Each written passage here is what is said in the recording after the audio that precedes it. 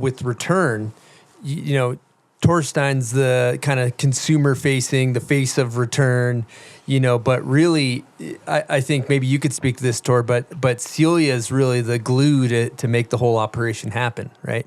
Yeah, 100%.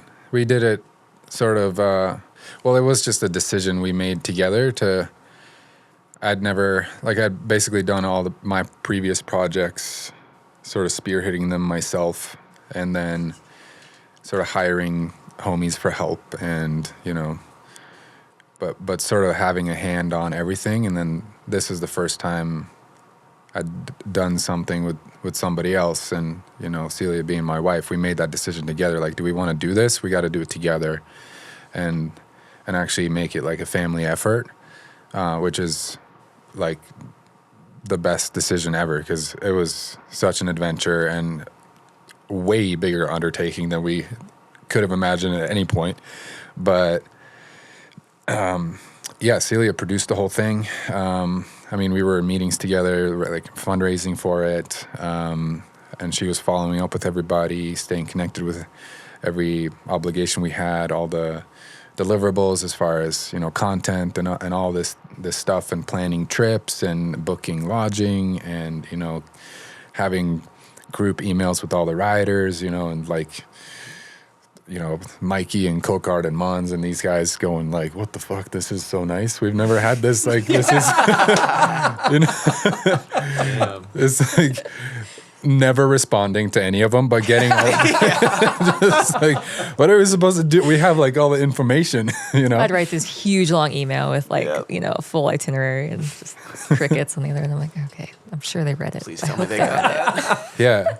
But it was cool because, like, you know, it was like the start of just a whole new adventure that, you know, we were just nice to know that you were like doing everything and planning everything alone. And like Celia is just really, really experienced in that field of producing and just made it really comfortable for everybody. And it was just like, just a family effort. Yeah, it was just really nice.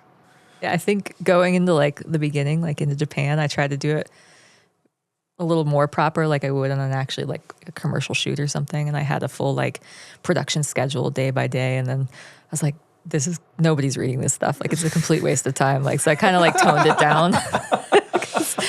But, you know, on a real shoot, like, you'd have a very detailed itinerary of what's happening day to day, and like who needs to be where's lunch, like where is it coming from, who's picking it up. Like, you got to have all these components so that the production runs smooth and you're able to get the shots you need. And yeah.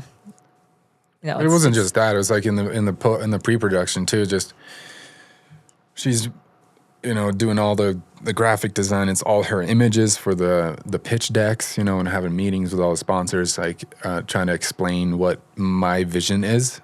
And then, but she's really good at sort of putting it into words and imagery, like for the initial, just, hey, we want to have a meeting about this, you know. So it's just kind of obvious, which was super helpful.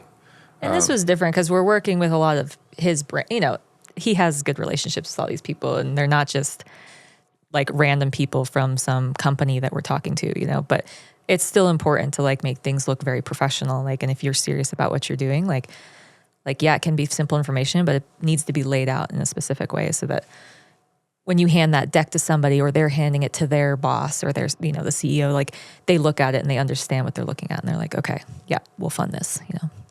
Amazing. Hey, we got a Patreon question, Silk. The one for Celia's on there, if you wouldn't mind teeing that up. First of all, thank you to all the Patreon members. We appreciate your support. And this question is from Jenny. For Celia, what were the biggest challenges for you during the process of making Return?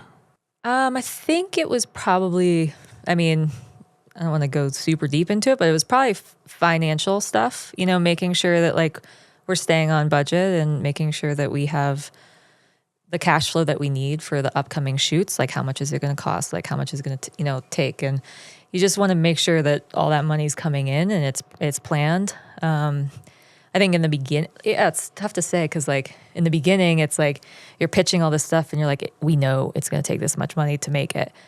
So we know we need the funding or else we can't do it, you know? So that's kind of like a lot of pressure to make sure that part's done properly. But then, yeah, throughout the whole thing, I think it's just financially making sure that it's all good. You want to make sure everybody's paid and Yeah. You know, it'd be interesting for the listeners. They probably have no idea what are the costs associated with making a snowboard film. I would like to know. It doesn't have to be this project specifically, but Well, it depends it's got to if be it's so like- expensive. If it's Travis Rice making a movie and you got Red Bull money, I'm sure there's. No. we did it pretty.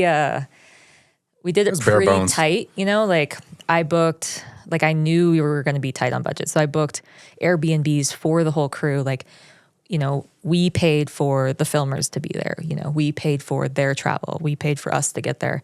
But the riders were still in charge of like their portion, but I still wanted to make it as cheap as possible. So like I'd book us group housing. So it's like, all right, it's only going to be $500 per rider for 2 weeks, and like try to keep it affordable for everybody. I mean, and they have budgets and stuff too, but and honestly, it was like working with like Jeff Pensiero at Baldface. Like we couldn't have done any of this without him. Like he made it possible for us to do it bare bones cost, because he's not charging us, you know, extra money to profit off of what we're doing, which another company might do. So the fact that we just have really good relationships with all these people, and we were able to negotiate, even with our filmers, you know, like Yeah. if you're creating a commercial in Hollywood, there's a very strict standard of like what filmers get paid and how much their cameras are worth. And like, this is snowboarding. We don't have budgets like that. So it's like, hey, like we're going to go to Japan for, you know, 15 days. Like, can you commit for 15 days for X amount of dollars? And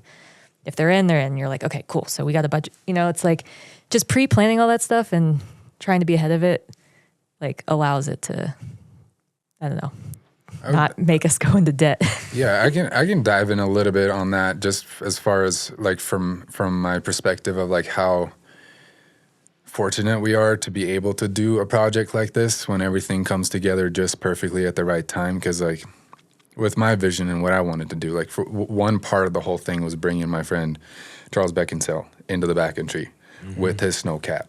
You know, as far as just a money number on that, to in Canada have a Prenoth Bison X snowcat shipped.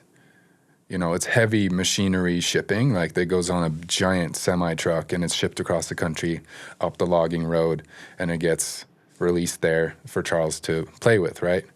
That probably costs, I don't know, 15 grand or something like that. But then we make it work because Charles is my friend and he's actually sponsored by Prenoth, and they help with the cost. They covered like half of it, right?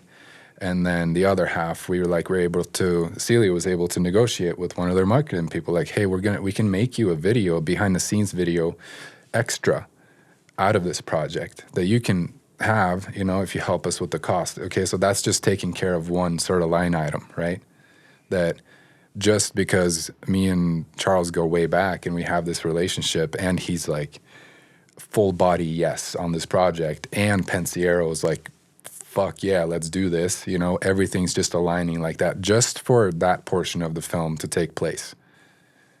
And that's just one thing that's like super unique to our project. And then you have somebody like Gabriel Kocher, hands down the best drone pilot on the planet, no question.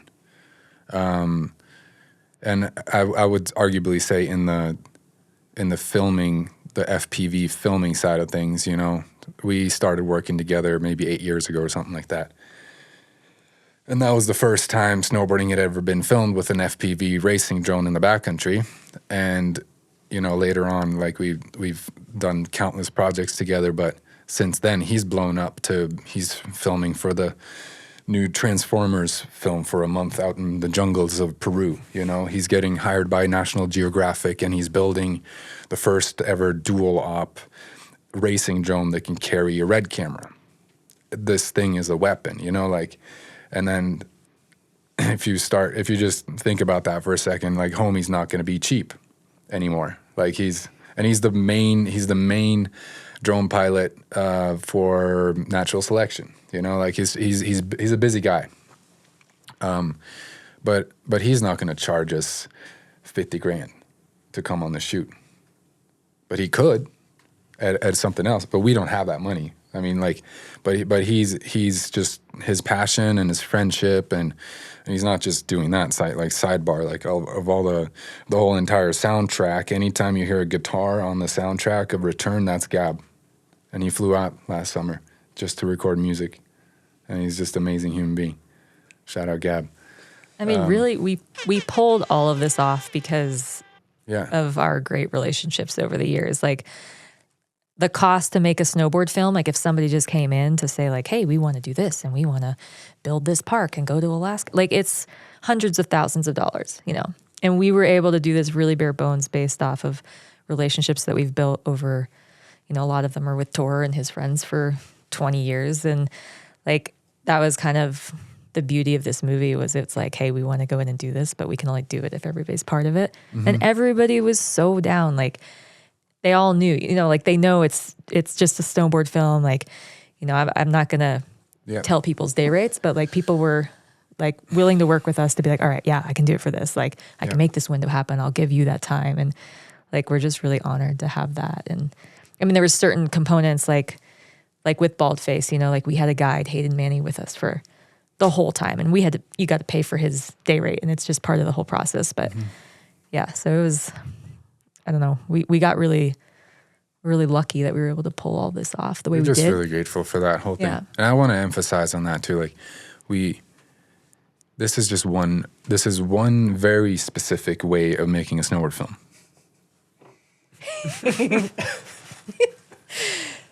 And you can go out with your phone and make a snowboard film these days. And I encourage anybody that wants to do that to go do that and go film in the streets. Snowboarding doesn't have to cost anything.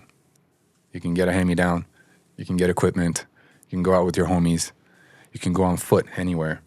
This is why we wanted to go to Japan too, because we can just showcase like how much you can get done on foot, where you don't need a helicopter, you don't need a snowmobile.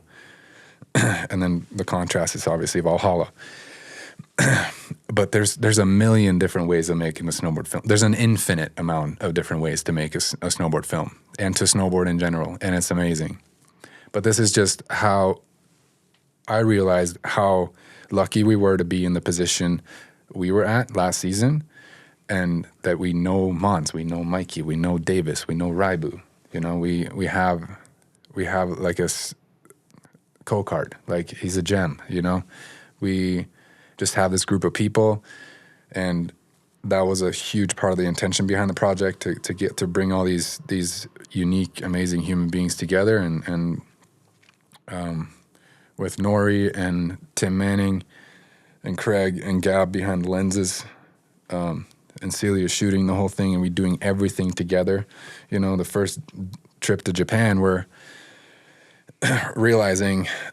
we realized pretty quickly too, as far as like the money went, you know, we pitched all the companies super early, but this is snowboarding. Most of them are snowboarding companies. Nobody's going to pay on time. So we didn't really get paid through until like at least halfway through the season, which meant that we had to put up everything up front, you know, and this is back to the financial stress and the Patreon question of what was the most challenging part of the whole thing, is basically when we're starting to go into credit card debt halfway through, because we needed to, like, we did have some money showing up early. We did, but it takes a while, and like I was like, okay. But this was the reality of the us there. situation, right? Like at one point we were in credit card debt because we didn't want Tim or Gab or all these people that we hired to entrust in us to like be waiting for to get paid for work that they'd already done and signed up for. Like we could take it, so we took that on, trusting sort of that the money will come in and we will get paid in the end. But that was by far the most stressful thing, you know, because we chose it all. We chose to do a project like this. We chose to, you know, we had this vision and this strong drive to do it in a certain way that was really important to me and Celia. And we sort of, there was a point of no return. We had to just go for it because we believed so strongly in the process, and we really wanted to make something unique and different that was like screaming like, this is what we're capable of in this time and place on this planet to do at this time that nobody else can do like we can. Not saying it's better or worse than anything else. It's just unique to us, and we have this amazing opportunity to do this, and we just decided to do it, and then there was no backing down.